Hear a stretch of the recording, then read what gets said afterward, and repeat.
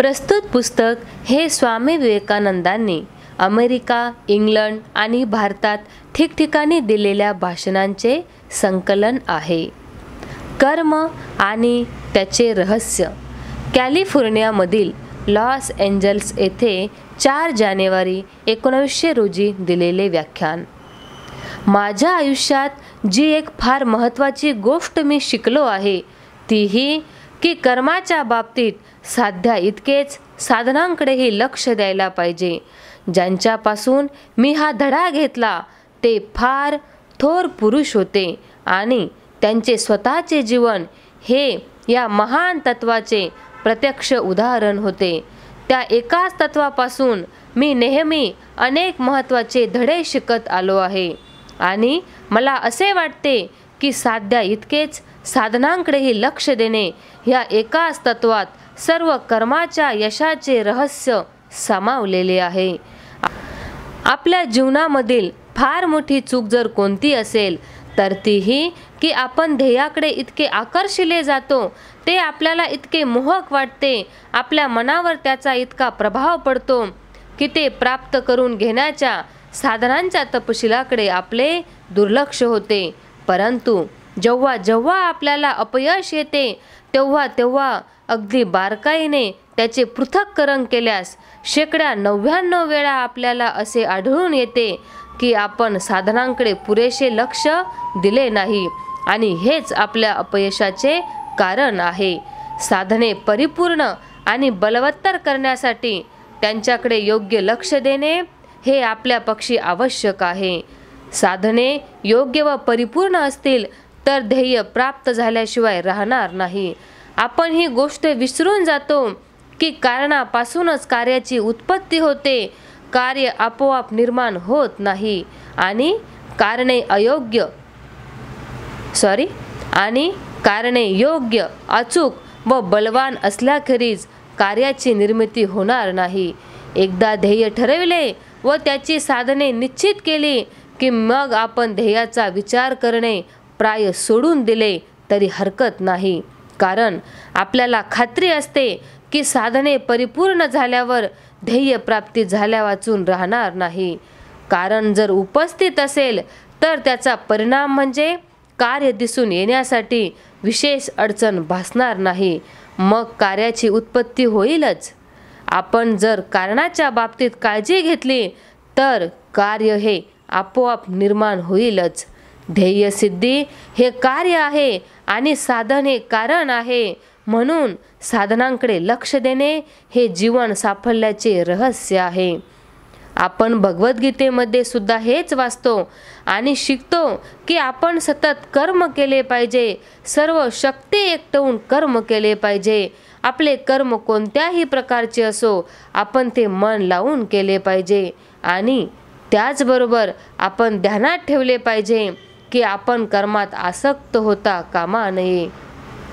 याचा अर्थ असा की दुसऱ्या कोणत्याही कारणामुळे आपण कर्म सोडून देता कामा नये आणि त्याचबरोबर जेव्हा वाटेल तेव्हा आपल्याला कर्माचा त्याग करता आला पाहिजे.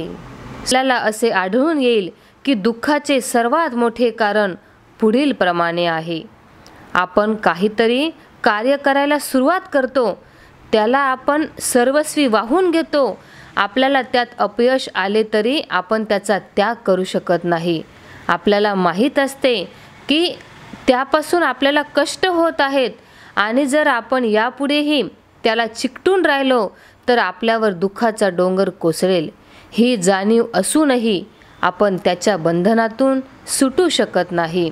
मधमाशी मध चाखायला येते पण तिचे पाय मधाच्या भांड्याला चिकटतात व तिला त्या भांड्यांपासून दूर जाता येत नाही.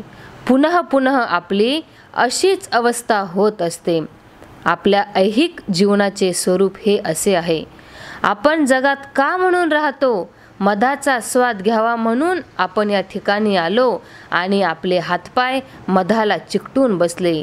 आपण काहीतरी पकडायला म्हणून आलो पण अखेर आपण स्वतःच पकडले गेलो. उपभोग घेण्यासाठी आपण आलो पण आपणच उपभोग्य ठरलो. सत्ता गाजवण्यासाठी आपण आलो पण आपल्यावरच दुसरे सत्ता गाजवू लागले. काहीतरी काम करावे म्हणून आपण आलो, पण आपणच दुसऱ्याच्या कामी लावले गेलो. सदा सर्वदा आपण हेच पाहत आहोत आणि जीवनाच्या प्रत्येक क्षेत्रात आपल्याला हेच दिसून येत आहे. आपल्यावर दुसऱ्यांच्या मनाचा पगडा सतत बसत आहे व आपण दुसऱ्यांच्या मनावर प्रभाव पाडण्याचा सतत प्रयत्न करीत आहोत. जीवनातील सुखांचा उपभोग आपल्याला घ्यावासा वाटतो, पण सुखेच आपली जीवनशक्ती भक्षण करतात. प्रकृतीकडून प्रत्येक गोष्ट आपल्याला मिळावी अशी आपली इच्छा असते, परंतु सरते शेवटी आपल्याला असे आढळून येते की प्रकृतीनेच आपल्याला प्रत्येक गोष्ट हिरावून घेतली आहे. तिने आपले पूर्णपणे शोषण केले आहे आणि आपल्याला बाजूला टाकून दिले आहे. अशी जर वस्तुस्थिती नसती तर जीवन सुखमय झाले असते. तरीही हरकत नाही. अपयश येवो, यश येवो, आनंद वा दुःख हो, जर आपण बंधनात सापडलो नाही तर आपले जीवन सर्वदा सुखमय होईल. दुःखाचे प्रमुख कारण हे आहे की आपण आसक्त आहोत, आपण बंधनात सापडलेले आहोत. यासाठी गीता सांगते, सतत कर्म करा, कर्म करा, पण आसक्त होऊ नका, बंधनात पडू नका. कोणत्याही वस्तूवरून मन काढून घेण्याची शक्ती स्वतःमध्ये साठवून ठेवा. एखादी वस्तू तुम्हाला कितीही प्रिय असो, तिच्यासाठी तुमचे प्राण कितीही व्याकुळ होत असोत, तिचा त्याग करण्याचा प्रसंग आला तर तुम्हाला होणाऱ्या यातना कितीही भयंकर असोत, तरी वाटेल तेव्हा तिचा त्याग करण्याचे सामर्थ्य तुमच्या अंगी असू द्या. दुर्बलांना या जगात स्थान नाही आणि परलोकातही नाही.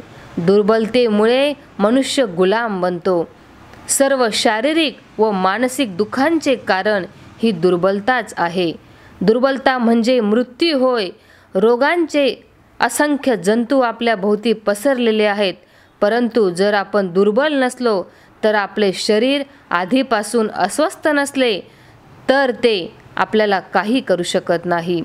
दुःखाचे असंख्य जंतू आपल्या भोवती हवेत तरंगत असले तरी काही हरकत नाही. आपले मन जर कमकुवत नसेल तर आपल्याला स्पर्श करण्याचे धैर्य त्यांना होणार नाही. आपल्यावर प्रभाव गाजवण्याचे सामर्थ्य त्यांच्या ठिकाणी राहणार नाही. सामर्थ्य हे जीवन आणि दुर्बलता हाच मृत्यू. हे एक महान सत्य आहे. बल हे सुख आहे, चिरंतन व शाश्वत जीवन आहे. दुर्बलता म्हणजे सतत दुःख, कष्ट होय आणि दुर्बलतेचं दुसरं नाव म्हणजे मृत्यू. आसक्ती ही आजच्या अवस्थेत आपल्या सर्व सुखांची जननी आहे. आपल्याला आपल्या मित्रांबद्दल व नातेवाईकांबद्दल आसक्ती वाटते. आपल्याला आपल्या बौद्धिक व आध्यात्मिक कर्माबद्दल आसक्ती वाटते. आपल्याला बाह्य जगातील वस्तूंबद्दल आसक्ती वाटते, म्हणून त्यांच्यापासून आपल्याला सुख मिळते. तसेच ही आसक्तीच आपल्या दुःखांचे एकमेव कारण आहे. म्हणून आनंद मिळवण्यासाठी आपल्याला अनासक्त झाले पाहिजे. जर आपल्याला आपल्या इच्छेप्रमाणे अनासक्त होण्याचे सामर्थ्य लाभले तर आपल्याला कोणत्याही प्रकारचे दुःख होणार नाही. ज्या माणसाच्या ठिकाणी कोणत्याही वस्तूवर आपल्या सर्व शक्तीनिशी मन लावण्याचे व त्याचबरोबर योग्य वेळी ते तिथून काढून घेण्याचे सामर्थ्य आहे, त्यालाच प्रकृतीपासून जास्तीत जास्त सुख मिळवता येईल. म्हणून आवश्यक गोष्ट ही की जेवढ्या शक्तीनिशी आपण एखाद्या वस्तूवर मन लावू तेवढ्याच शक्तीनिशी ते आपल्याला तिथून काढता आले पाहिजे. काही माणसे अशी असतात की त्यांना कशाबद्दलच आकर्षण वाटत नाही, त्यांना कधीही प्रेम करता येत नाही. ते पाषाण हृदयी व सहानुभूती शून्य असतात. आयुष्यातील अधिकांश दुःखापासून ते सुटतात. भिंतीला दुःखाचा अनुभव कधीच येत नाही. भिंत कधीच प्रेम करीत नाही. भिंतीला कधीच कष्ट होत नाही. पण भिंत ही केवळ भिंतच असते. निर्जीव भिंत होण्यापेक्षा आसक्त होऊन बंधनात पडणे अधिक चांगले. म्हणून जो मनुष्य प्रेम करीत नाही, जो निर्दय व पाषाण हृदयी असतो, तो आयुष्यातील बरीच दुःखे टाळतो, पण त्याबरोबरच त्याला जीवनातील आनंदही मिळत नाही. म्हणून आपल्याला ही प्रेमाची व आसक्तीची महान शक्ती हवी आहे. एकाच वस्तूवर सर्व लक्ष केंद्रित करण्याचे सामर्थ्य आपल्याला हवे आहे.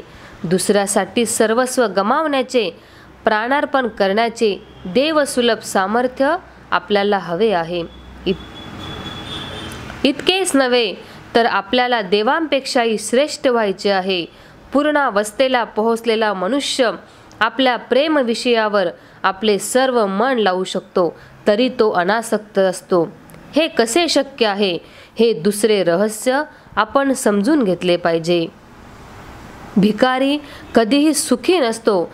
त्याला भिक्षा मिळते, पण तिच्या मागे दया व तिरस्कार असतो. निदान तिच्या मागे एवढा तरी विचार असतो की भिकारी हा हीन दर्जाचा मनुष्य आहे. त्याला जे मिळते त्यापासून त्याला सुख कधीच मिळत नाही. आपण सर्वजण एका अर्थाने भिकारीच आहोत. आपण जे जे काही करतो त्याचा मोबदला आपल्याला हवा असतो. आपण सारे व्यापारी वृत्तीचे आहोत. आपण जीवनाचा व्यापार करतो, सद्गुणाचा व्यापार करतो आणि धर्माचाही व्यापार करतो. अरे रे, आपण तर प्रेमाचाही व्यापार करतो. तुम्हाला जर व्यापार करायचा असेल, देवघेव करायची असेल किंवा खरेदी विक्री करायची असेल, तर तुम्हाला खरेदी विक्रीचे व्यापारी नियम पाळावे लागतील. कधी चांगला काळ येईल तर कधी वाईट काळ येईल. कधी भाव कडाडतील तर कधी ते घसरतील. केव्हा तरी धक्का बसेल हे गृहीत धरून तुम्हाला चालावे लागेल. व्यापार हा आरशात स्वतःचे रूप पाहण्यासारखा आहे. तुमच्या चेहऱ्याचे प्रतिबिंब आरशात पडते. तुम्ही वाकुल्या दाखवल्यात तर आरसाही तसेच करेल. तुम्ही हसलात तर आरसाही हसतो. खरेदी विक्रीचे वा देवघेवीचे स्वरूप असेच असते. आपण बंधनात सापडतो, पण का? आपण दुसऱ्याला काही देतो त्यामुळे नव्हे, तर आपण कशाची तरी अपेक्षा करतो त्यामुळे. आपण जे प्रेम करतो त्याच्या बदल्यात आपल्याला दुःख मिळते, परंतु आपण प्रेम करतो म्हणून आपल्याला दुःख मिळत नाही, तर प्रेमाच्या बदल्यात प्रेम मिळावे अशी अपेक्षा असते, म्हणून आपल्याला दुःख मिळते.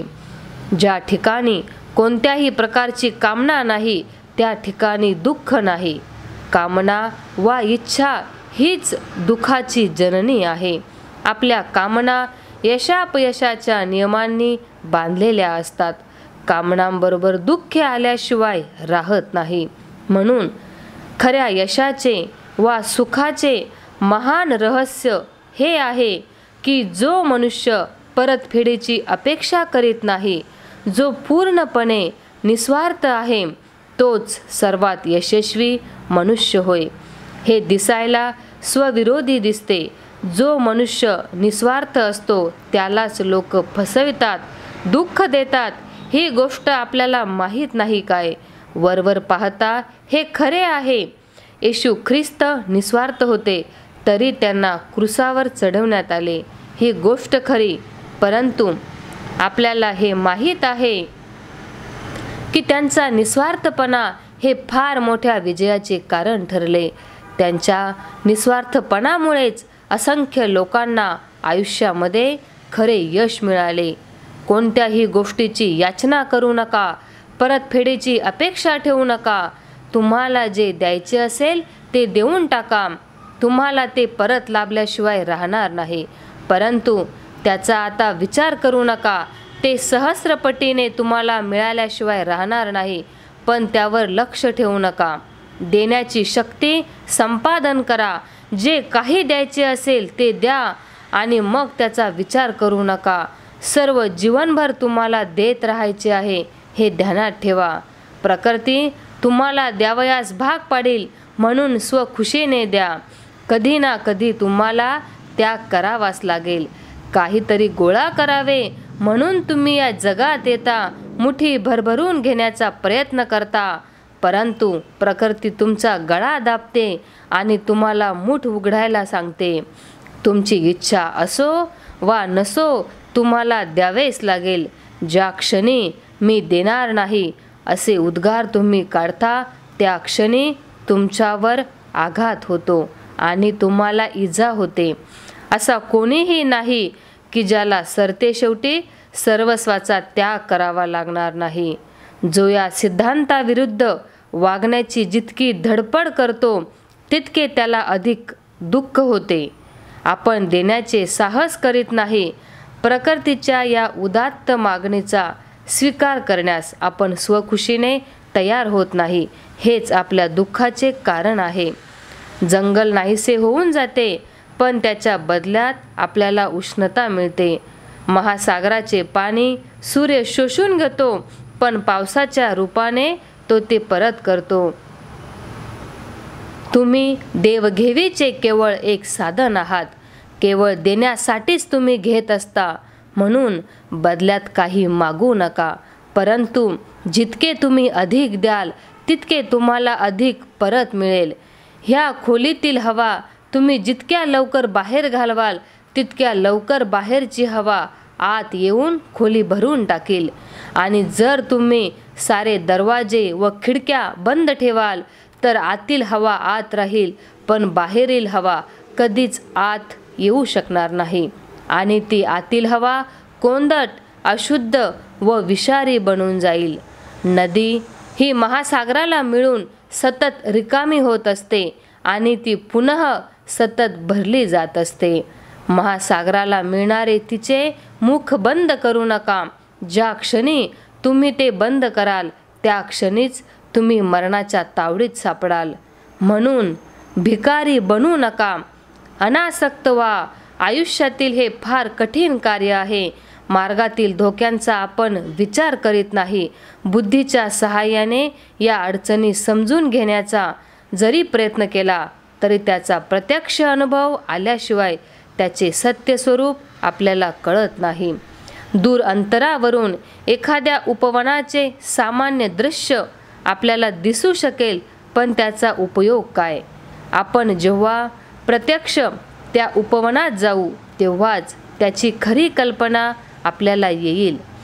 जरी आपला प्रत्येक प्रयत्न असफल झाला, आपण रक्तबंबाळ झालो, आपले तुकडे तुकडे झाले तरी अशा परिस्थितीत आपण आपले हृदय स्थिर ठेवले पाहिजे. या सर्व आपत्तीमध्ये आपण आपल्या दिव्य स्वरूपापासून ढळता कामा नये. प्रकृती आपल्याला प्रतिक्रिया करायला लावील. प्रकृती आपल्याला ठोशाबद्दल ठोशा द्यायला लावील. ती आपल्याला फसवणुकीबद्दल फसवणूक करायला लावील. खोट्याबद्दल खोटे बोलायला लावील. सर्व शक्तीनिशी प्रत्याघात करायला लावील. त्यावेळी प्रत्याघात टाळण्यासाठी, संयम राखण्यासाठी व अनासक्त राहण्यासाठी आपल्याला परम दिव्य शक्तीची गरज पडेल. प्रतिदिनी आपण अनासक्त बनण्याच्या आपल्या निश्चयाची उजळणी करतो. आपण सिंहावलोकन करतो आणि भूतकाळातील आपल्या प्रेमाच्या व आसक्तीच्या विषयांकडे आपण पाहतो व त्या सर्वांमुळे आपण कसे दुःखी झालो याची आपल्याला जाणीव होते. आपल्या प्रेमामुळे आपण निराशाच्या खोल दरीत कसे पडलो, आपण नेहमी दुसऱ्यांचे गुलाम कसे बनलो आणि आपण खाली खाली कसे ओढले गेलो याचीही आपल्याला त्यावेळी जाणीव होते. नंतर आपण पुन्हा निश्चय करतो, यापुढे मी स्वाधीन राहीन, मी स्वतःवर ताबा ठेवीन. परंतु प्रत्यक्ष समय आला की पूर्वीच्या कथेचीच पुनरावृत्ती होते. आपण पुन्हा बंधनात पडतो व आपल्याला त्यातून सुटता येत नाही. जाळात अडकलेल्या पक्षाप्रमाणे आपली धडपड व फडफड चालूच असते. आपले जीवन हे असे आहे. या सर्व अडचणींची मला कल्पना आहे. त्या भयंकर स्वरूपाच्या आहेत. त्यांच्यामुळे आपल्यापैकी 90% लोक निरुत्साही होतात व त्यांचे धैर्य खचते.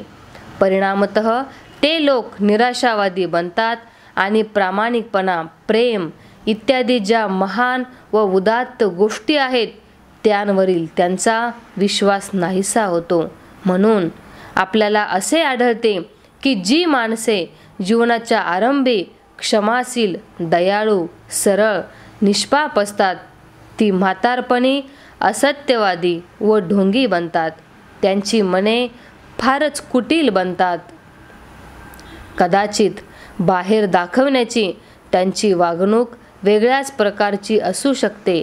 ते शीघ्रकोपी नसतात, ते बोलत नाही, पण ते बोलले असते तर कदाचित त्यांच्या दृष्टीने ते बरे झाले असते.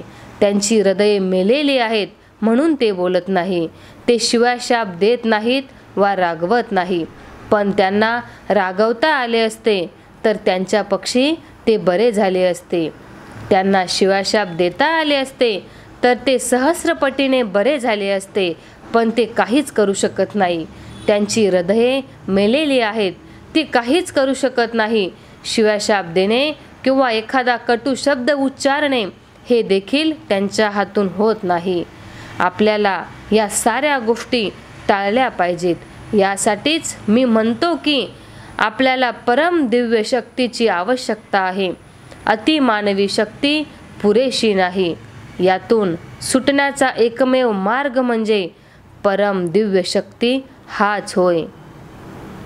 तिच्याच बळावर आपण या साऱ्या गुंतागुंतीतून, दुःखांच्या या वर्षावातून सही सलामत बाहेर पडू शकू. आपल्या देहाचे तुकडे तुकडे झाले, आपण छिन्न विछिन्न झालो, तरी आपले हृदय सर्वदा अधिकाधिक थोर आणि उदार होत गेले पाहिजे. ही गोष्ट फार कठीण आहे, पण सतत प्रयत्नाने ती साध्य करून घेता येईल. आपण स्वतः जर दुबळे नसलो तर कोणत्याही गोष्टीचा आपल्यावर परिणाम होणार नाही. ही गोष्ट आपण ध्यानात ठेवली पाहिजे. आत्ताच मी आपल्याला सांगितले की आपले शरीर रोगाला अनुकूल नसेल तर आपल्याला कोणताच रोग होणार नाही.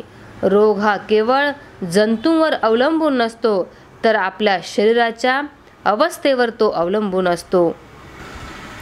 ज्या गोष्टीला आपण पात्र असतो तीच आपल्याला मिळत असते.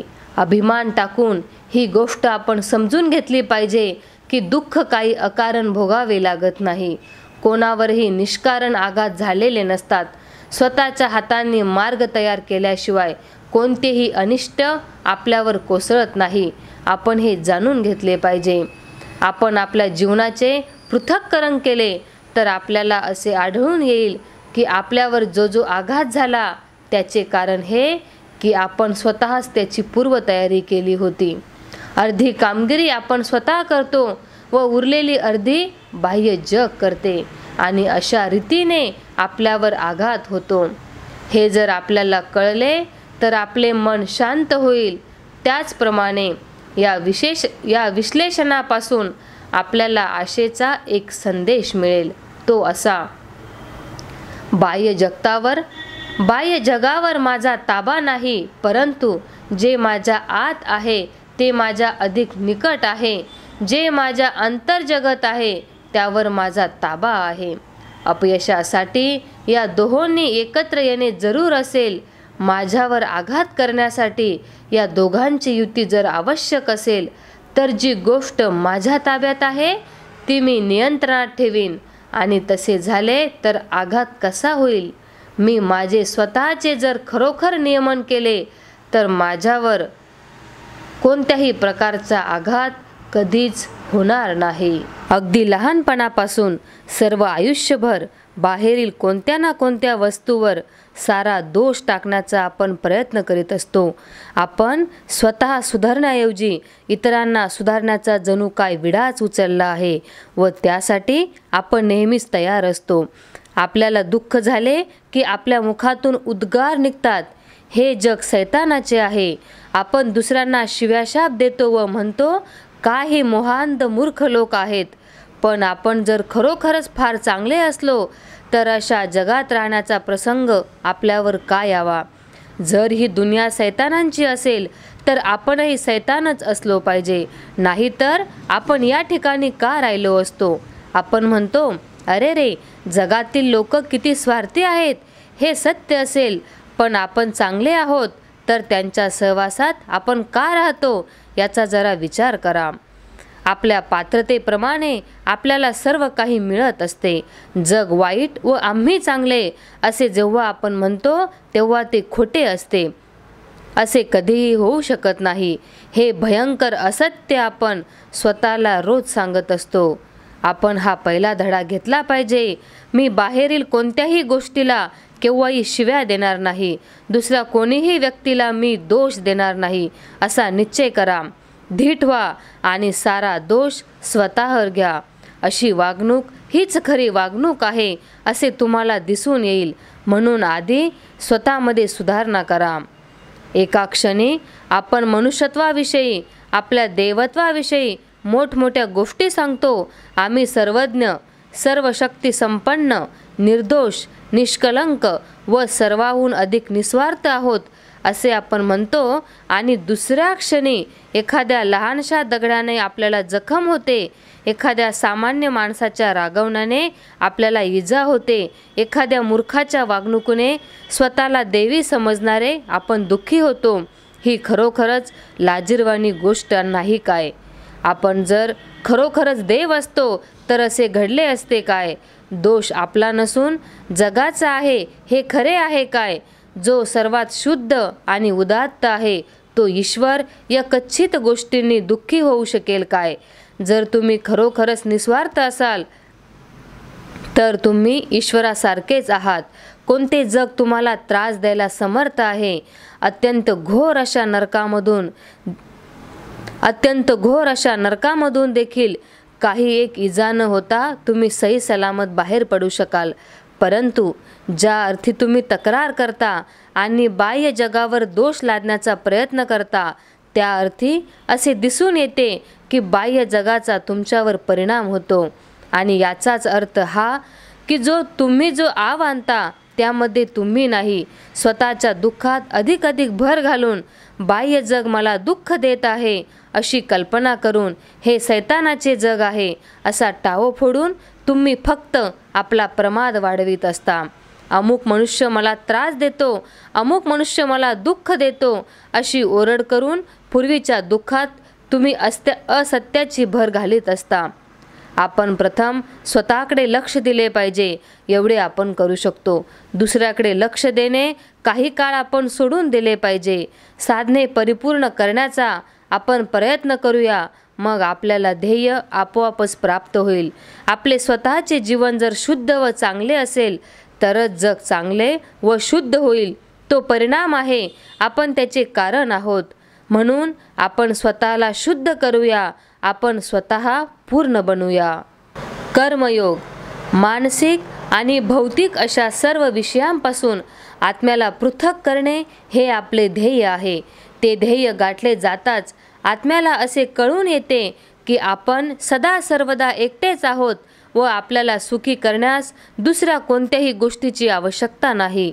जोपर्यंत आपल्याला सुखी करण्यास दुसऱ्या कशाचीही जरुरी भासते तोपर्यंत आपण गुलाम असतो. आपण मुक्त आहोत. आपल्या पूर्णत्वासाठी आणखी कशाचीही आवश्यकता नाही. ही सारी प्रकृती अगदी अनावश्यक आहे अशी पुरुषाला जेव्हा जाणीव होते तेव्हा त्याला कैवल्य प्राप्ती होते. मनुष्य पैशामागे धावत असतो व तो मिळवण्यासाठी तो बिनदिक्कतपणे आपल्या बांधवांनाही फसवितो.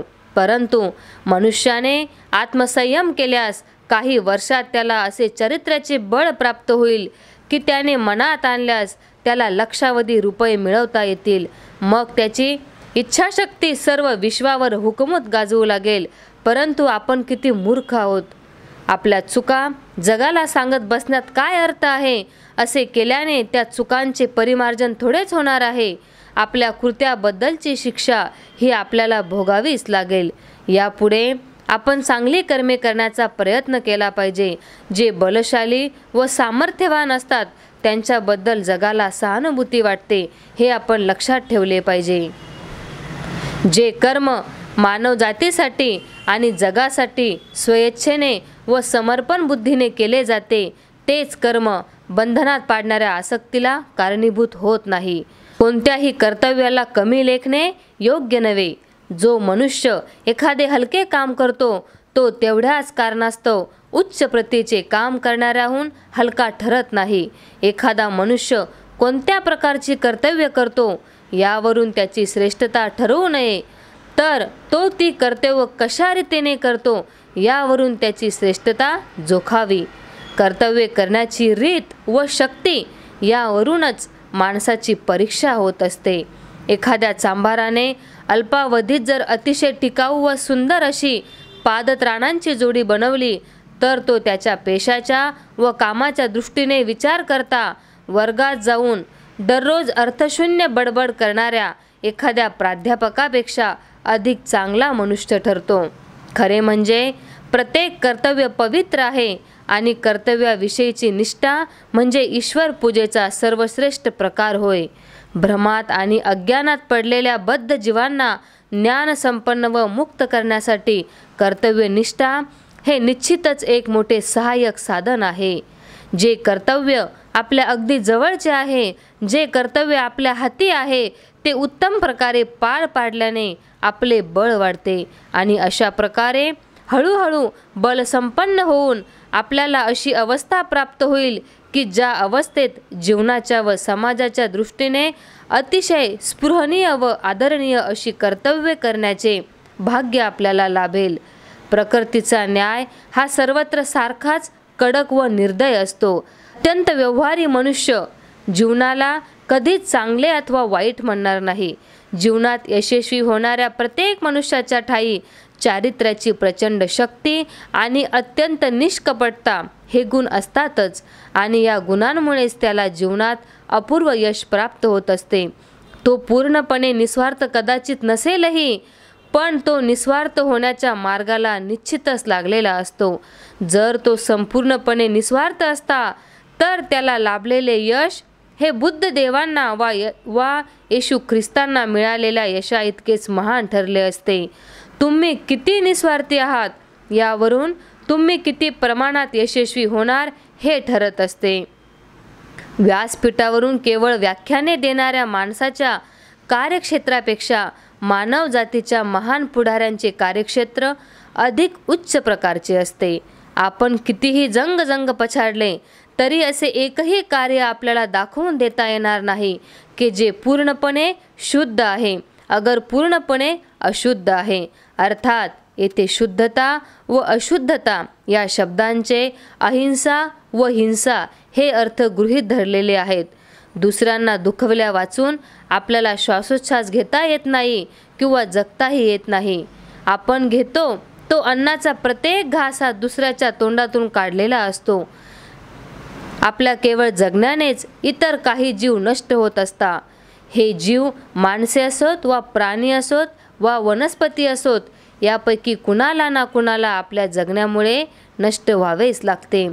असे असल्यामुळे हे अगदी ओघानेच येते की पूर्णत्व हे कर्माच्याद्वारे केव्हाच प्राप्त होणे शक्य नाही.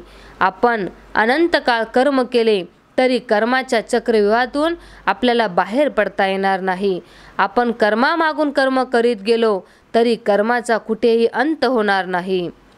जो मनुष्य स्वाधीन राहून प्रेमाच्या भावनेने कर्म करीत असतो तो कर्मफळाकडे लक्ष देत नाही, परंतु गुलाम फटक्यांशिवाय काम करीत नाही आणि चाकर पगाराशिवाय काम करीत नाही.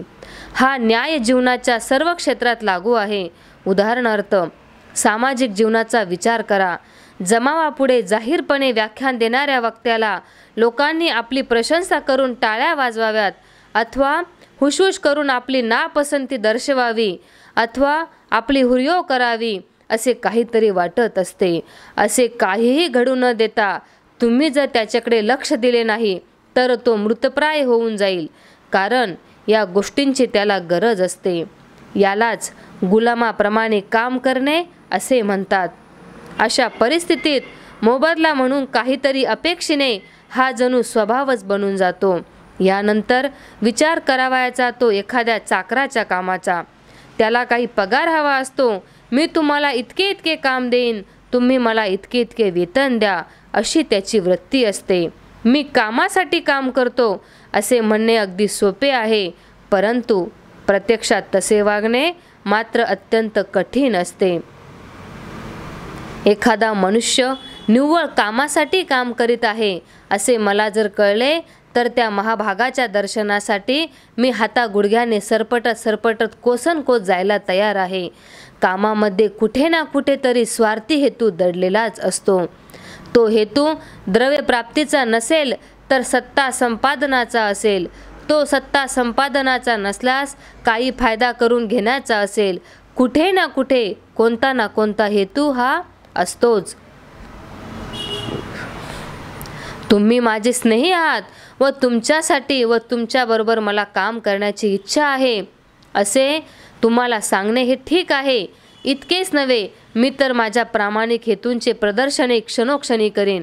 पण सांभाळा बरे का, तुम्ही माझ्याशी सहमत झालेच पाहिजे.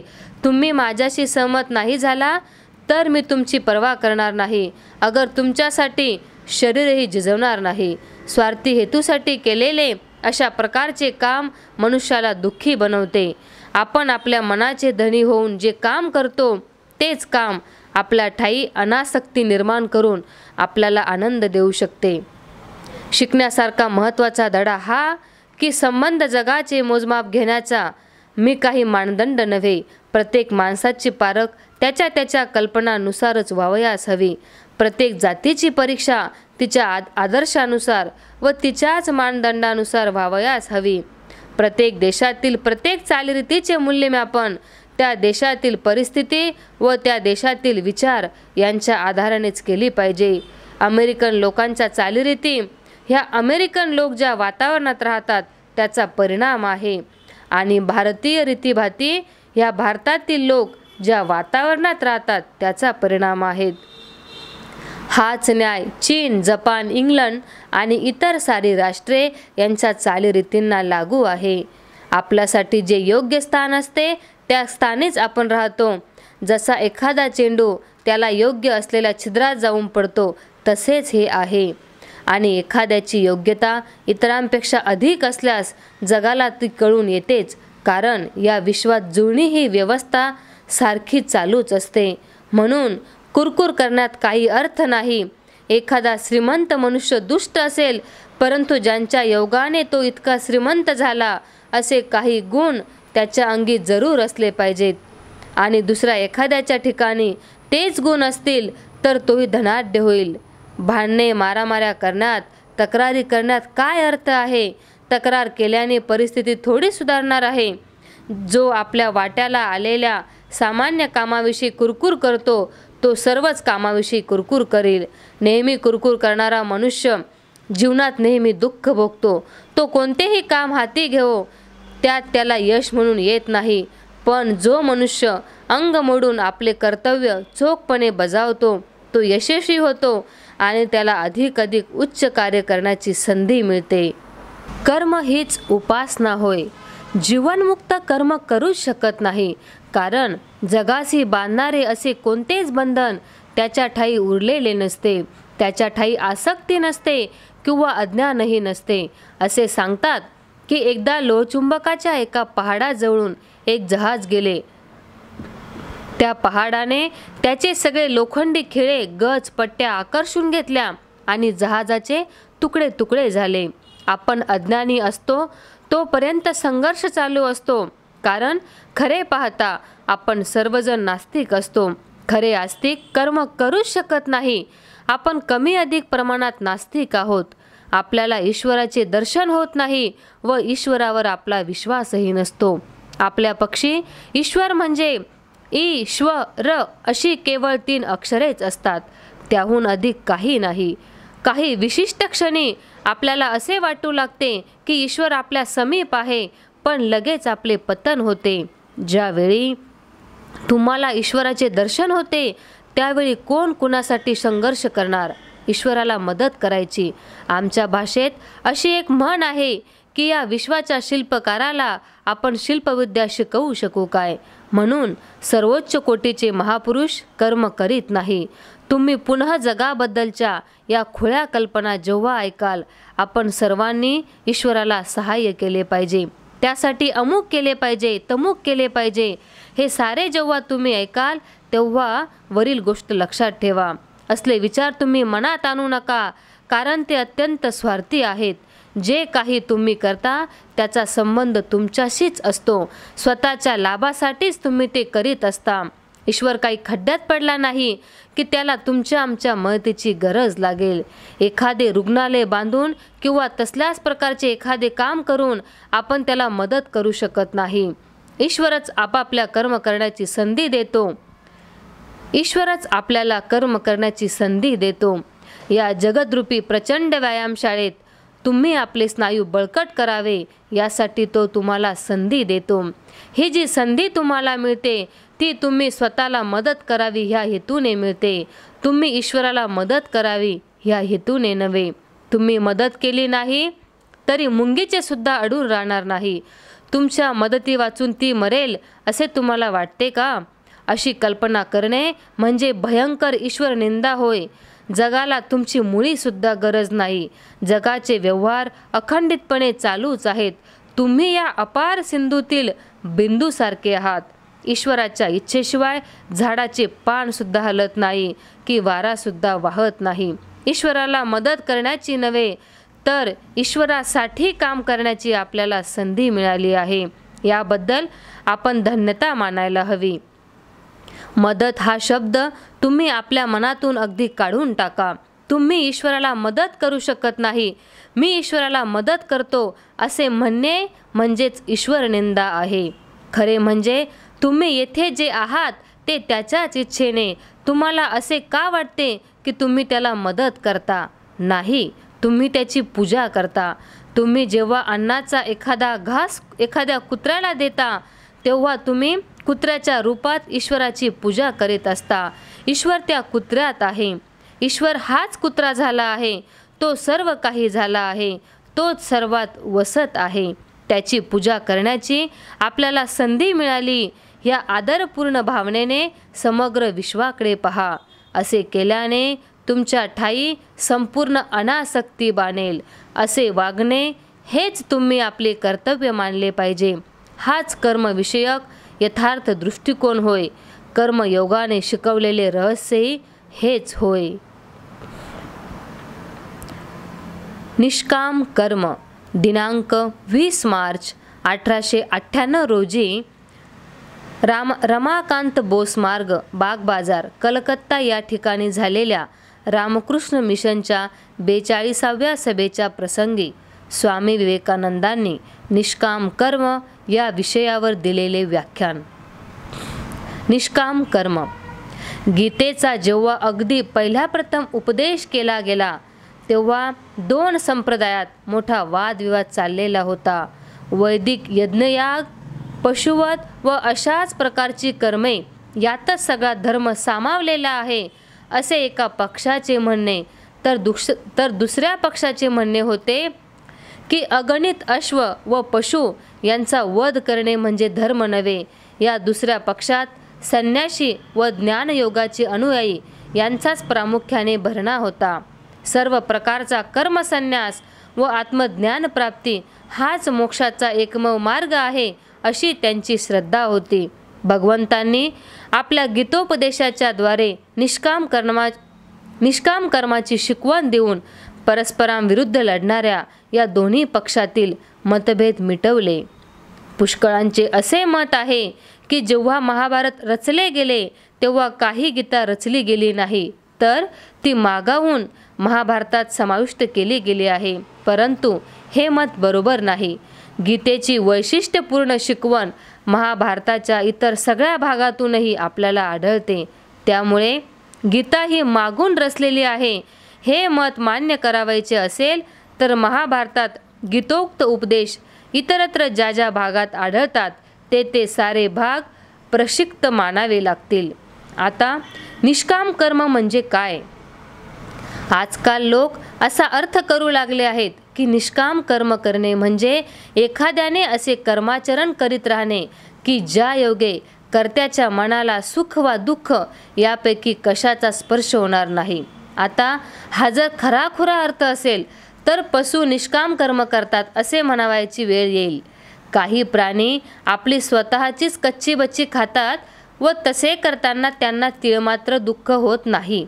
लुटारू, दरोडेखोर इतरांची मालमत्ता लुटतात, पण तसे करताना जर त्यांच्या ठायी सुखदुःखाची संवेदना उत्पन्न होत नसेल तर तेही निष्काम कर्म करतात असे म्हणावे लागेल. निष्काम कर्माचा जर असा अर्थ असेल तर ज्याचे अंतकरण दगडाचे आहे असा अत्यंत अट्टल गुन्हेगार निष्काम कर्म करीत असतो असे मानावे लागेल. भिंतींना सुख दुःखादी भावना नसतात, दगडालाही नसतात, म्हणून भिंत वा दगड निष्काम कर्म करीत असतात असे म्हणता येत नाही. वरील अर्थ ग्राह्य मानल्यास निष्काम कर्माचा हा सिद्धांत म्हणजे दुष्टांच्या हाती पडलेले अमोघ शस्त्रच होय असे म्हणावे लागेल. हे दुष्ट लोक दुष्कृत्ये करीत जातील व आपण निष्काम कर्म करीत असल्याचे जगभर सांगत सुटतील. निष्काम कर्माच्या सिद्धांताचा जर असा अर्थ असेल तर मग गीतेने एक भयानक सिद्धांत प्रतिपादिलेला आहे असेच म्हणावे लागेल. ह्या सिद्धांताचा खचितच असा अर्थ नाही.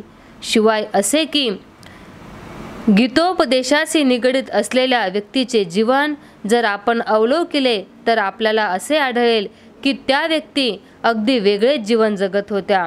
युद्धामध्ये अर्जुनाने भीष्मद्रोणांना मारले हे खरे, परंतु त्याने स्वार्थ, स्वतःच्या साऱ्या आकांक्षा व स्वतःचे क्षुद्र व्यक्तित्व यांचा लक्षावेधी वेळात त्याग केलेला होता.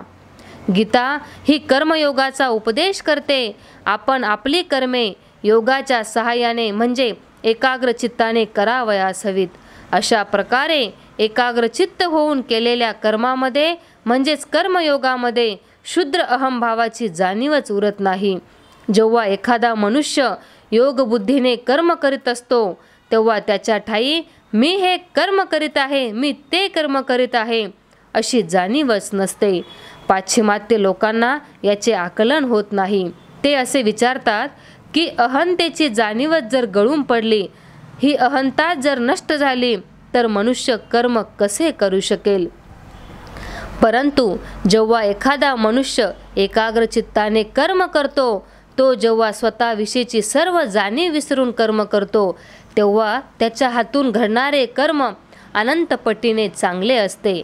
आणि हा अनुभव प्रत्येकाला आपल्या जीवनात आलाच असेल.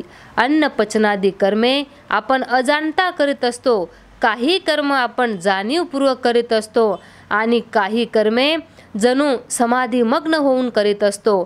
त्यावेळी आपल्या ठायी क्षुद्र अहंभावाची जाणीव नसते. एखादा चित्रकार जर चित्र काढण्यात संपूर्णपणे निमग्न झाला व त्याला जर आपल्या अहंतेचा संपूर्ण विसर पडला तर तो उत्तम चित्र काढू शकेल. उत्तम स्वयंपाकी आपले सगळं लक्ष हातातील अन्न पदार्थांच्या सामग्रीवर केंद्रित करतो. काही काळापावतो त्याला इतर कशाचीही जाणीव राहत नाही. परंतु या सर्वांना आपापली विशिष्टे कर्मेच अत्यंत चांगल्या प्रकारे करता येतात, कारण ती कर्मे करण्याची त्यांना सवय झालेली असते. तथापि गीतेचे सांगणे असे आहे की सगळीच कर्मे अशाच एकाग्र चित्ताने करावीत. जो योगाच्या द्वारे ईश्वराशी एकरूप झालेला असतो तो आपली सर्व कर्मे अशाच एकाग्र चित्ताने करतो. तो कधीही स्वार्थ ढुंढाळत नाही. अशा प्रकारे केलेल्या कर्मामुळे जगाचे नेहमी कल्याणच होते. अशा कर्मामुळे अकल्याण कधीच घडून येणार नाही. जे ह्या रीतीने कर्म करतात ते स्वतःसाठी कधीही काहीही करत नाही. प्रत्येक कर्माचे फळ हे चांगल्या वाईटाचे मिश्रण असते. असे एकही चांगले कर्म नाही की ज्यात वाईटाचा काही ना काही अंश नाही. अग्निभोवती जसा धूर असतो तसेच प्रत्येक कर्मात काही ना काही वाईट असतेच. ज्या कर्मातून अधिक चांगले निपजेल व कमीत कमी वाईट निपजेल अशी कर्मे आपण केली पाहिजेत. अर्जुनाने भीष्मद्रोणांना मारले हे खरे, परंतु त्याने हे केले नसते तर दुर्योधनाचा पराजय करताच आला नसता आणि आसुरी शक्तीने दैवी शक्तीवर मात केली असती व अशा प्रकारे देशावर फार मोठी आपत्ती कोसळली असती. देशाची सारी सत्ता मुठभर गर्विष्ठ व धर्मभ्रष्ट राजे बळकावून बसले असते व परिणामी जनतेच्या दुर्भाग्याला पारावार उरला नसता. तसेच कृष्णानेही कंस, जरासंध व त्यांच्यासारख्या इतर जुलमी राजांना यमसदनी धाडले हे खरे, परंतु त्याचे एकही कृत्य स्वार्थी हेतूने झालेले नव्हते. त्याने जे जे केले ते सारे परहितासाठी केले. आपण मेणबत्तीच्या प्रकाशात गीतेचे वाचन करतो, परंतु त्याच मेणबत्तीमुळे असंख्य बारीक सारीक कीटक मृत्युमुखी पडत असतात. यावरून असे दिसते की मी प्रत्येक कर्माला काही ना काही वाईट चिकटलेले असतेच. आपल्या क्षुद्र अहंभावाची जाणीव न बाळगता जे लोक कर्मे करतात त्यांच्यावर वाईटाचा परिणाम होत नाही, कारण जगाचे कल्याण व्हावे ह्या हेतूनेच ते कर्म करीत असतात. निष्काम कर्म केल्याने, अनासक्तीने कर्म केल्याने कर्त्याला परमानंदाची व मुक्तीची प्राप्ती होते. कर्मयोगाचे हे रहस्य भगवान कृष्णांनी भगवद्गीतेत शिकविले आहे. ज्ञान आणि कर्म 23 नोव्हेंबर 1895 रोजी लंडन येथे दिलेल्या व्याख्यानाची टिपणे. विचारशक्तीपासून सर्वात अधिक सामर्थ्य प्राप्त होते. वस्तू जितकी सूक्ष्म तितके तिचे सामर्थ्य अधिक. मूक अशा विचारशक्तीचा परिणाम दूरवरच्या लोकांवर देखील होतो, कारण मने अनेक असूनही ती सर्व एकच आहेत. विश्व हे कोळ्याच्या जाळ्यासारखे आहे. निरनिराळी मने ही कोळ्यासारखी आहेत. विश्व हे त्या विश्वपुरुषाचेच दृश्य रूप आहे. आपल्या इंद्रियांद्वारा गोचर होणारे त्यांचे रूप म्हणजे हे विश्व, हीच माया आहे. म्हणून जग हा एक भ्रम आहे, म्हणजे सत्याचे अपूर्ण दर्शन आहे. सत्याचा अर्धवट आविष्कार आहे. सकाळी सूर्य लाल गोलक दिसावा त्याप्रमाणे अशा रीतीने सर्व वाईटपणा व दुष्टपणा म्हणजे केवळ दुर्बलता होय. चांगुलपणाचे ते अपूर्ण दर्शन होय. सरळ रेषा अनंतपणे वाढवली म्हणजे तिचे वर्तुळ बनते.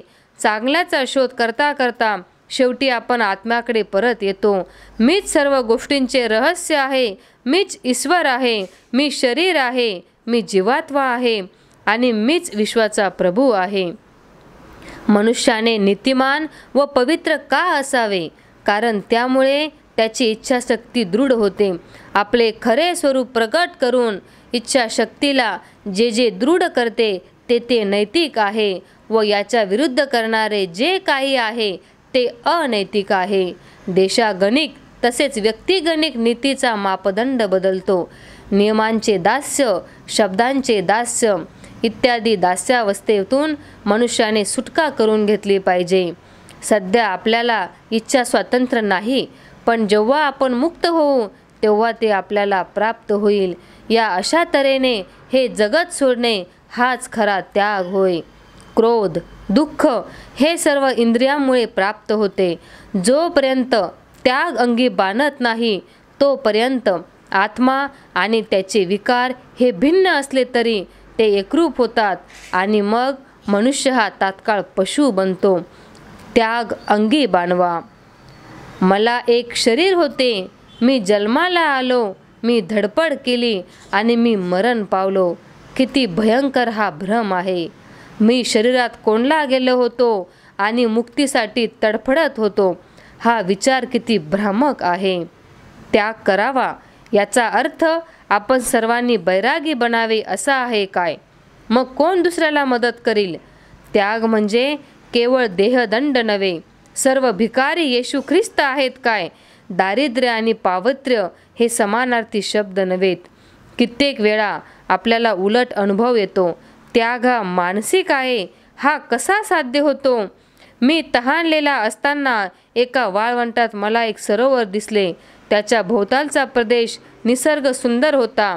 त्याच्या काठी भोवताली वृक्ष होते आणि त्यांची उलटी प्रतिबिंबे पाण्यात पडलेली दिसत होती, पण ते सर्व मृगजळ असल्याचे सिद्ध झाले. तेव्हा मला हे कळून आले की सुमारे 1 महिना दररोज मी हे दृश्य पाहत होतो. पण आजच मी तहानेला असल्यामुळे माझ्या लक्षात आले की ते मिथ्या होते. पुढेही महिनाभर मला ते दृश्य दिसले, पण ते सत्य आहे असे मी मानले नाही.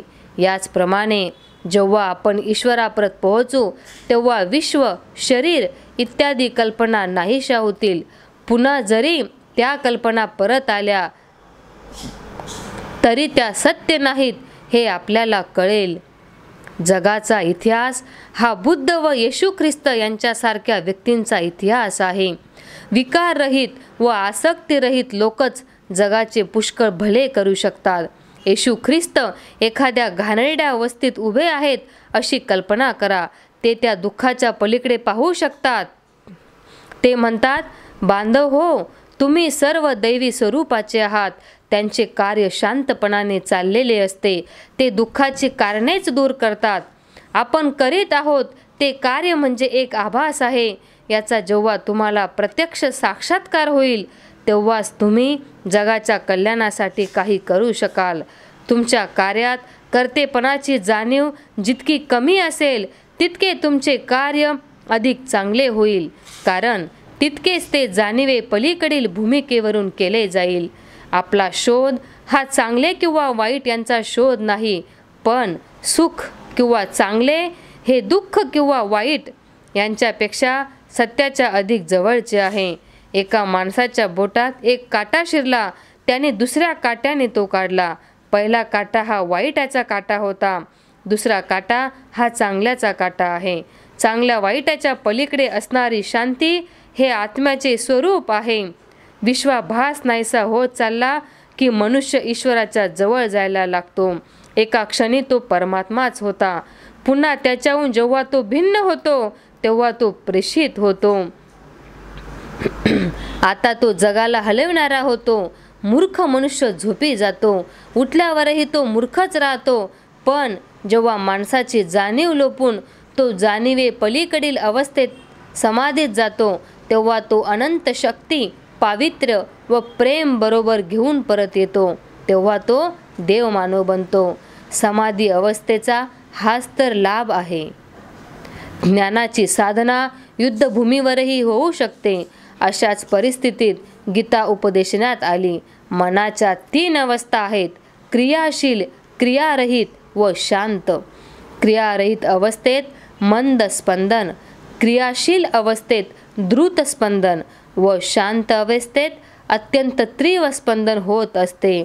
आत्मा हा रथात बसलेला रथी आहे हे जाणा. शरीर हा रथ आहे. बाह्य इंद्रिये ही घोडे व मन हे लगाम असून बुद्धी ही सारथी आहे. अशा रीतीने मनुष्य मायेचा समुद्र ओलांडतो. तो पलीकडे जातो. तो ईश्वराप्रत पोहोचतो. मनुष्य जेव्हा इंद्रियाच्या अधीन असतो तेव्हा तो या जगाचा असतो. जेव्हा तो इंद्रियावर ताबा मिळवतो तेव्हा तो त्यागी झाला असे म्हणावे. दुर्बलांची व निष्क्रियांची क्षमा ही खरी क्षमा नव्हे. तिच्यापेक्षा युद्ध चांगले. देवांच्या सेनेवरही विजय मिळवण्याचे सामर्थ्य असेल तर क्षमा करा. शत्रूंना आपण क्षमा करू असे अर्जुनाने म्हटले होते. तेव्हा त्याचा सारथी कृष्ण त्याला म्हणाला, तू ज्ञानी माणसाची भाषा बोलतोस, पण तू स्वतः ज्ञानी नाहीस. तू भ्याड आहेस. कमलपत्र पाण्यात राहून त्यापासून अलिप्त राहते, त्याप्रमाणे माणसाने या जगात राहिले पाहिजे. ही रणभूमी आहे. युद्धानेच आपला मार्ग मोकळा करून घ्या. या जगातले जीवन म्हणजे ईश्वर दर्शन करून घेण्याचा एक प्रयत्न आहे. तुमच्या जीवनात त्यागाने दृढ झालेली इच्छाशक्ती प्रकट होऊ द्या. मेंदूतील सर्व केंद्रांवर नियंत्रण ठेवण्यास आपण शिकले पाहिजे. जीवनातील आनंद ही पहिली पायरी आहे. देहदंडात्मक तप हे अत्यंत वाईट आहे. प्रार्थनेपेक्षा हास्य हे अधिक चांगले आहे. गाणी गा. दुःखातून बाहेर या. कृपा करून आपल्या दुःखाने इतरांना दुःखी करू नका. ईश्वर सुख दुःख विकतो असे समजू नका. आपल्या भोवती फुले, सुगंधी द्रव्ये, सुंदर चित्रे असू द्या. साधू संत निसर्गातील आनंद लुटण्यासाठी पर्वता शिखरावर जात असत. दुसरी पायरी पावित्र्य ही आहे. मनाचे संपूर्ण नियमन करणे व त्याला वळण लावणे ही तिसरी पायरी आहे. सत्य आणि असत्य यांचा विवेक करा. ईश्वरच केवळ सत्य आहे याचा प्रत्यय घ्या. मी ईश्वर नाही असा क्षणभर जरी विचार मनात आणलात तरी मोठे भय उत्पन्न होईल. मी ईश्वर आहे असा विचार करता क्षणी महान शांती व महान आनंद तुम्हाला प्राप्त होईल. इंद्रियांचे नियमन करा. कोणी मला शाप जरी देईल तरी मला त्याच्यात ईश्वर दिसता आला पाहिजे. माझ्यातील दुर्बलतेमुळे मी ईश्वरालाच शाप देणारा समजत आहे. गरीब माणसाचे जेव्हा तुम्ही हित करता तेव्हा वस्तुतः तो तुम्हाला विशेष संधी देत असतो. ते तुमचे सद्भाग्य असते. ईश्वराच्या कृपेमुळे ईश्वराला अशा रीतीने भजनाची तुम्हाला संधी प्राप्त होत असते. जगाचा इतिहास हा स्वतःवर श्रद्धा असलेल्या काही थोड्या माणसांनी घडवलेला आहे. अशी श्रद्धाच आतील दैवत्वाला बाहेर प्रगट करते. मग तुम्ही सर्व काही करू शकता. तुमच्यामधील अनंत शक्तीला प्रकट करण्याचा पुरेसा प्रयत्न तुमच्याकडून झाला नाही तरच तुम्हाला अपयश येते. कोणतीही व्यक्ती किंवा राष्ट्र जेव्हा श्रद्धाहीन बनते तेव्हा मृत्यू ओढवतो. आपल्या आत दैवत्व आहे. ते संप्रदायाच्या कट्टर मतांनी किंवा फसवेगिरी करून दडपून टाकता येणार नाही. जिथे कुठे सभ्यता आहे तिथे मुठभर ग्रीकांचे शब्द ऐकायला येतात. काही चुका तर केव्हाही होणारच. दुःख करू नका. सखोल व सूक्ष्म दृष्टी असू द्या. जे केले ते केले, त्याहून अधिक चांगले केले असते तर बरे झाले असते असा विचार करू नका. मनुष्य हा जर देव नसता तर आतापर्यंत मानवजात आपल्या प्रार्थना व पश्चाताप यामुळे वेडी बनली असती. कोणी मागे राहणार नाही, कोणी नाश पावणार नाही. अंती सर्वच पूर्ण होतील. रात्रंदिवस म्हणत राहा, बंधूंनो वर या. तुम्ही पावित्र्याचे अनंत सागर आहात. ईश्वर बना. आपले ईश्वरत्व प्रगट करा. सभ्यता म्हणजे काय? अंतस्थ ईश्वर तत्वाची जाणीव म्हणजे सभ्यता. जेव्हा तुम्हाला वेळ मिळेल तेव्हा या विचारांचे वारंवार चिंतन करा आणि मुक्तीची इच्छा करा. इतकेच काय ते. जे ईश्वर नाही ते निषिद्ध माना. जे ईश्वर असेल त्याचे सतत ध्यान करा. रात्रंदिवस मनाने त्याचे ध्यान करीत राहा. त्यामुळे अज्ञानाचा पडदा पातळ होत जाईल. मी मनुष्य नाही, देवदेवता नाही, स्त्री पुरुष हा भेद मला लागू नाही. मला मर्यादा नाही. मी ज्ञान स्वरूप आहे. मी ब्रह्म आहे. मला ना द्वेष ना क्रोध, मला ना सुख ना दुःख. माझा कधी जन्म झाला नाही. माझा कधी मृत्यूही होणार नाही. कारण मी ज्ञान स्वरूप आहे, आनंद स्वरूप आहे. सोहम, मी आत्मा आहे. देहबुद्धी सोडा. तुम्हाला शरीरोपाधी कधी नव्हतीच. तो केवळ भ्रम होता. सर्व रंजल्या गांजलेल्यांना, सर्व गरिबांना, सर्व दलितांना त्यांच्या दिव्यत्वाची जाणीव करून द्या. दर 500 वर्षांनी अशा विचारांची एक लाट जगावर येत असे दिसते. निरनिराळ्या दिशांनी लहान लहान पुष्कळ लाटा निर्माण होतात, पण त्यापैकी एक लाट इतर सर्वांना गिळून सर्व समाजाला व्यापून टाकते. ज्या लाटेच्या पाठीशी महान चारित्र्य असते ती लाट हे काम करते. मोजेस व पायथागोरस, बुद्ध, ख्रिस्त, महम्मद, लुथर, कॅल्व्हिन आणि शीख, थिओसॉफी, अध्यात्मवादी इत्यादी या सर्वांचा अर्थ एकच, मानवातील दैवत्वाची शिकवण. मनुष्य दुबळा आहे असे कधी म्हणू नका. ज्ञानयोग इतरांहून विशेष चांगला आहे असे नाही. प्रेम हेच साध्य आहे. त्याला वेगळ्या विषयाची अपेक्षा नाही. प्रेम हे ईश्वर आहे. म्हणून भक्ती मार्गानेही आत्मस्वरूप ईश्वराप्रत पोहोचता येते. मीच तो ईश्वर आहे. नगर, देश, विश्व किंवा प्राणी मात्र यांच्यावर प्रेम केल्याशिवाय मनुष्य कर्म कसे करू शकेल? तर्कबुद्धी विविधतेतील एकतेकडे घेऊन जाते. नास्तिक व अज्ञेयवादी यांना सामाजिक हितासाठी कर्म करू द्या. अशा रीतीने ईश्वर प्राप्ती होईल. पण एका गोष्टीची तुम्ही काळजी घेतली पाहिजे. कोणाच्याही श्रद्धेला धक्का लावू नका. कारण तुम्ही हे जाणले पाहिजे की धर्म हा केवळ मतात नाही. ब्रह्म होणे, ब्रह्म साक्षात्कार करून घेणे यातच धर्म आहे. सर्व माणसे जन्मतःच मूर्तीपूजक आहेत. सर्वात खालचा मनुष्य पशु सदृश आहे, सर्वात उच्च मनुष्य हा पूर्ण स्वरूप आहे. या दोहोंच्या मध्ये असणाऱ्या सर्वांना ध्वनी, वर्ण, मते, विधी, अनुष्ठाने यांच्या सहाय्याने विचार करणे भाग आहे. तुम्ही मूर्तीपूजक नाही असे केव्हा ठरेल? मी असे जेव्हा तुम्ही म्हणता तेव्हा तुमच्या मनासमोर शरीर येते की नाही? येत असेल तर तुम्ही अद्याप मूर्तीपूजक आहात. धर्म म्हणजे बौद्धिक बडबड नव्हे, तर धर्म म्हणजे आत्मसाक्षात्कार होय. तुम्ही जर ईश्वराचा केवळ विचारच करीत असाल तर तुम्ही मूर्ख आहात. अज्ञ मनुष्य प्रार्थना व भक्ती यांच्या सहाय्याने तत्वज्ञानाच्याही पुढे जाऊ शकतो. ईश्वराला जाणण्यासाठी कोणत्याही तत्वज्ञानाची जरुरी नाही. इतरांची श्रद्धा विचलित करणे हे आपले कर्तव्य नव्हे. धर्म म्हणजे प्रत्यक्ष अनुभूती होय. सर्वात महत्त्वाची गोष्ट ही की सर्व बाबतीत प्रामाणिक रहा. बाह्य विषयांशी तादात्म्य पावल्यामुळे दुःख उत्पन्न होते, कारण त्यामुळे वासना निर्माण होते. गरीब मनुष्य सोने पाहतो आणि सोन्याच्या गरजेशी तादात्म्य पावतो. साक्षी व्हा, प्रतिक्रियारहित होण्यास शिका. निस्वार्थ कर्म हाच खरा त्याग. भित्र्या लोकांकरता हे जग नाही. पळून जाण्याचा प्रयत्न करू नका. यशापयशाची चिंता करू नका. कोणत्याही प्रकारची स्वार्थी इच्छा न ठेवता कामास लागा. माणसाला यश मिळवण्याकरता दृढ इच्छाशक्ती आणि चिकाटी हवी हे ध्यानात घ्या. कर्म करीत राहणे हा तुमचा अधिकार आहे, पण फळाची अपेक्षा करीत बसण्याइतके हीन होऊ नका. सतत कर्म करा, परंतु कर्माचे रहस्य जाणून घ्या. सत्कर्मे सुद्धा मनुष्याला बंधनात टाकू शकतात. म्हणून सत्कर्मांच्या किंवा नावलौकिक व्हावा या इच्छेच्या बंधनात पडू नका. ज्यांना हे रहस्य कळते तेच जन्म मरणाच्या चक्रातून सुटून अमर होतात. सामान्य संन्यासी जगाचा त्याग करतो, बाहेर पडतो व ईश्वराचे चिंतन करतो. खरा संन्यासी जगात राहतो, पण तो जगाचा नसतो. जगाविषयी त्याच्या ठायी आसक्ती नसते.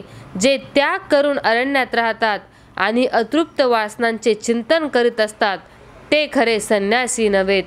जीवनाच्या संग्रामात भाग घ्या. गुहेत काय किंवा निद्रेत काय, कोणीही शांत राहू शकतो. कर्माच्या भोवऱ्यात स्वतःला झोकून द्या व त्या केंद्र स्वरूप ईश्वराकडे पोहोचण्याचा प्रयत्न करा. तुम्हाला तो केंद्रबिंदू सापडला तर तुम्ही विचलित होणार नाही. धन्यवाद.